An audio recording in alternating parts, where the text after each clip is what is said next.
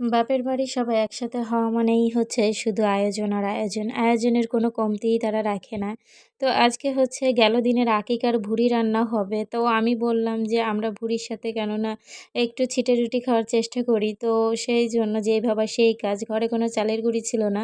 ইনস্ট্যান্টই হচ্ছে আলো চাল কিনে এনে সেই চালটাকে গুঁড়ি করে নিলাম ব্লেন্ডারে করে। তো তারপর হচ্ছে আমরা ছিটে রুটির খামিরটা বানিয়ে রাখবো। কারণ এটা কিছু সময় ভিজিয়ে রাখতে হয়, সেজন্য একটু আগে থেকে এটাকে হচ্ছে রেডি করে রাখতে হবে। ছিটের রুটি কিন্তু যেকোনো মাংস বা ভুড়ির সাথে খেতে খুবই মজা লাগে। এজন্য ভাবলাম যে যেহেতু সবাই আছে এইখানে, তো একটা রিস্ক নিয়েই ফেলি যে একটু হচ্ছে ছিটে রুটি বানাই আর হচ্ছে ভুড়ি এটা খেতে আসলে মন্দ লাগবে না। তো হাত দিয়ে ছিটে বানাতে যেহেতু অনেক সময় লাগবে, তো এটা আমি খোলাজা পিঠার মতোই তৈরি করব। আর এদিকে হচ্ছে আমার মা ভুড়িটা সুন্দর করে কষাচ্ছিল। ভুড়িটা যত কষানো হবে ভুড়িটা কিন্তু খেতে ঠিক ততটাই টেস্টি হবে। মা মাটির চুলায় রান্না করতেছিল। আর আমি ছুটে রুটি বানানোর প্ল্যান করতেছিলাম গ্যাসের চুলায়। আমি তো ওইটা রেস্টে রেখে বাইরে আসছিলাম যে তারা কি করছে দেখতে। পাশের বাসায় আমার এক চাচিমা রান্নাঘরে হচ্ছে পাঁপড় ভাজতেছিল। তা তার রান্নাঘর আর আমাদের মাটির রান্নাঘরটা একেবারেই কাছাকাছি।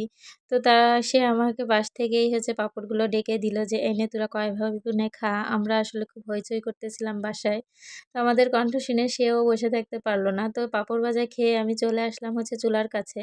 যে একদিকে মা ভুড়ি রান্না করছে আর একদিকে হচ্ছে আমি এই পিঠাটা বানাই ফেলি। তো ১ম টা তো সবসময় খারাপ হয়। যেহেতু একটু তেল ছিল এজন্য একেবারেই নষ্ট হয়ে গেছে।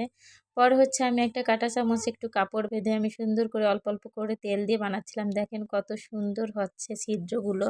আসলে হাত দিয়ে বানাতে গেলে অনেক সময় লেগে যায়। আর যদি এভাবে বানাই তাহলে অনেকগুলো ছিদ্র হয়। খোলাজা পিঠাও বলা যায় এটাকে। তো এই হচ্ছে আমার ছিটা রুটি। এটা আমার খুবই পছন্দের। অনেক শখ করে বানাতে আসছিলাম। তো এসেই দেখি বিপদেও পড়ে গেছি। যতই বানাচ্ছি মানে শেষ হয়ে যাচ্ছে। বাচ্চারা খেয়ে ফেলাচ্ছে। তারপরও প্রায় ২১টা ২২টার মতো হয়েছিল। অনেকগুলাই হয়েছিল। কিন্তু এর তো আসলে খেলে পেট ভরে না। খেতেই থাকতে হয়। তো যেহেতু আমাদের অনেক মানুষ এটা কভার করতে পারেনি। তারপরে আবারও ভাত রান্না করা লাগছিল। তো কে ছিটা রুটি পছন্দ করেন অবশ্যই কমেন্ট করে জানাতে ভুলবেন না।